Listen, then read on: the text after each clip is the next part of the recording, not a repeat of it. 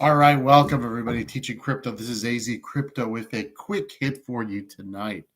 Want to say if you're a Voyager customer, please, if you have opted in on the app to the Binance, and in terms of whether you have a Binance account or not, but remember we talked about this last week.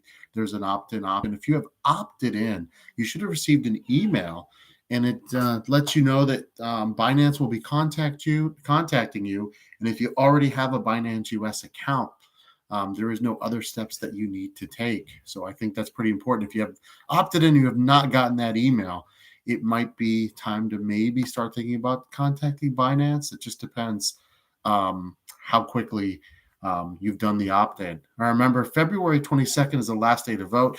It looks like this thing is going through, despite some very, very strong concerns with Binance in terms of their stable coin. Their stable coin has been told to cease operation.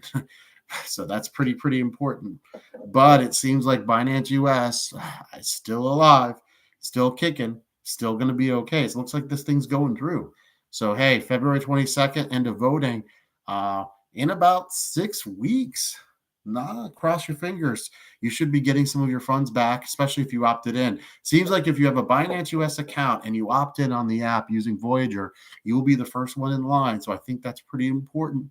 You want to have access to your funds as quickly as possible. So I would, I can't give you financial advice, but in terms of this situation, whether you vote yes or no, I would opt in myself to try to get access to funds as quickly as possible. Remember, they're not going to give you all your funds in one giant transaction. It's going to be over a few weeks. But my expectation is by April, if you opt in, you should have whatever your percentage is. Now, the higher BTC goes, the higher percentage we get. The range could be anywhere between 49, it looks like somewhere around 60 at best case, realistically. Here's the deal. BTC all the way up to 25 before going down to 23 today. Pretty impressive. I did think that we'd hit 25K at some point this year. I did not think it would come this fast. Do I think that we've bottomed out after the craziness that's happened? I do believe that right now. Doesn't mean we can't revisit 18 or 19K, but I do not expect to go under 15K anytime soon, unless there's some gigantic news.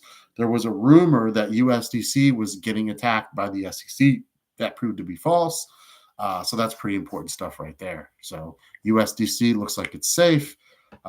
Still major regulation coming in crypto. For me, my theory is get it over with. Take off the Band-Aids so everyone knows what the playing field is, so people have the chance to earn as much funds as they can over the next bull run. Remember, 2024, second term, we're looking at the BTC halving, and that's when things should really pick up. My expectation is a year from now, things will really be heated, and you'll start seeing BTC really creep closer to between 30 and 40K, and you'll see a lot more people talking about it in the masses in terms of just the regular media and general population. Luna today got charged with fraud by the SEC. My theory is this is really late, right? Luna's hurt a lot of people. Okay. 60 to 70, I hope so, Ant. I just don't know if that's going to happen. It really depends on what the market is like over the next 6 to 7 weeks, right?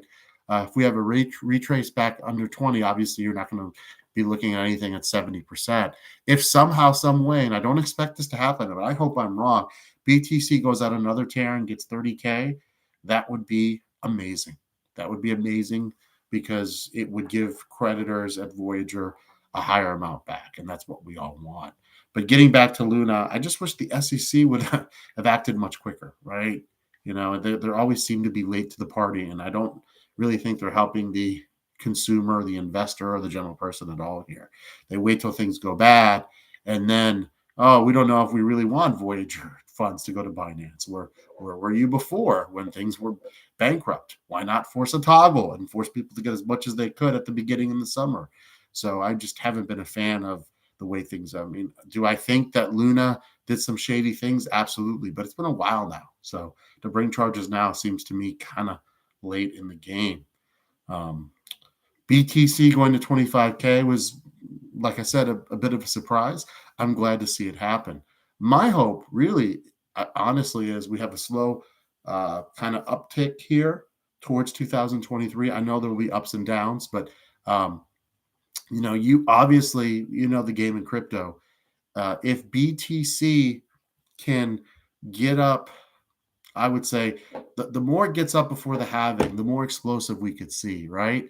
And so if we want to see all-time highs in BTC, we don't want to retrace back right now into the $15,000 range. Obviously, Dennis is saying it all depends on SHIB, ADA, and AIF, the main holdings. Yeah, so Shiba, if you don't know, is about to be listed on Binance. That's great. ADA has a very loyal following. There's no doubt in my mind that ADA, if you don't know, that's Cardano, will get back to $1 within the next 6 to 12 months. I really believe that.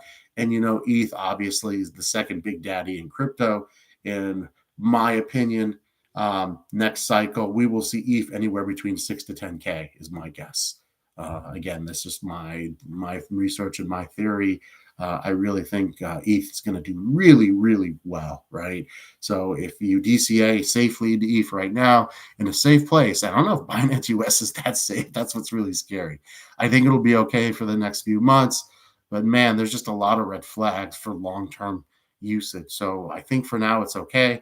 We'll see how far the government goes. Government's been slow, right? They talk a big game, but in terms of actually going after people, I mean, look how long it took to go after Daquan and Luna, right? So it's interesting. A report came out about Steve not doing any research and Voyager doing very little research before the 3AC loan. Does that shock anyone? No. Has Steve apologized yet? No. Again, really, really disappointing. But at this point, for me, I want closure. I wish everyone closure. Get as much back as you can and try to make it back as quickly as possible. So whatever that plan works for you. I know some people are so just disgusted that they want everything in cash as quickly as possible. Well, others are going to come back in or, really come back strong into hopefully a really great bull run here. And we'll see, the economy is doing better than people suspected in terms of unemployment rate. Globally, it sounds bad, but things haven't escalated the way people predicted. So a lot to be determined. But if we don't have a lot of black swan events here in the real world or in crypto, I really think you're going to see BT jump heavily by the end of this year. I really think so. I don't think so. I don't think Alameda can pull it off, Dennis. It's too late in the game, right? And I think that would have to go through after everyone got their funds. So the thing with Alameda and Voyager, that's going to have to work that over several months.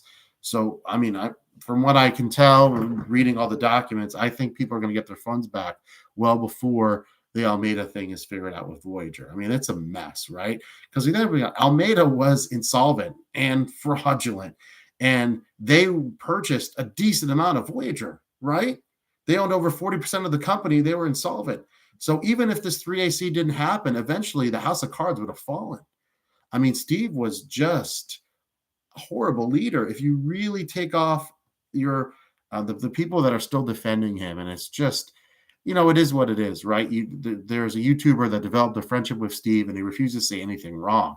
But how can when you're dealing with someone like Almeida who's insolvent, either you knew or you didn't know, it's still a complete lack of leadership. You didn't do any research into 3AC, knowing that they had significant funds with Luna. They were part of the Luna Foundation, right? And when Luna goes down under, and 3AC is involved, and they come to you with a loan, you don't do any research, and you give away over $600 million of company assets, knowing it's in jeopardy, and you do it just to keep the yield. That's irresponsible, reckless. It's reckless. I don't care if it's illegal or not. You had people's money on the line, their lives. People have not gone on vacations or bought cars because of that decision. And Steve hasn't apologized once. That's disgusting.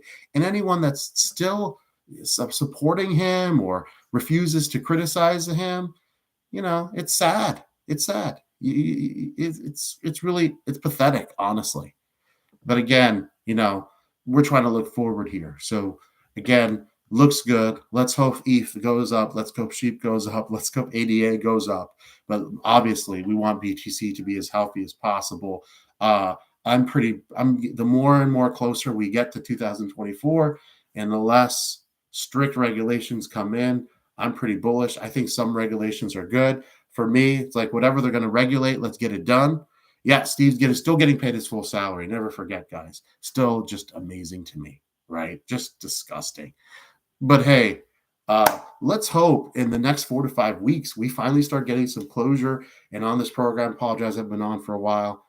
Me and Mr. Foam have had a lot going on. We want to push as much content as we can. We want to make people as much money as humanly possible over the next couple of years. And I think we're going to have a great bull run here. And this will be a channel that'll help give people a road to recovery, hopefully. So, guys, I want to really, really thank you for coming in. Yeah, great point. Our anticipated recovery for Voyager, a lot's going to be over the next few weeks, right? So I think the end of February, early March, that's going to be the huge deciding factor in terms of how much we get back. So again, you want to pray for BTC to kind of stabilize here at the very least. We do not want to go down to the 18, 17, 16, because obviously, when that happens, the alts bleed. But thanks, guys, for tuning in. Please hit that like. And if you're a new viewer, please hit that subscribe button. That greatly helps us out. For AZ Crypto, I'm saying goodbye. Guys, have a great evening.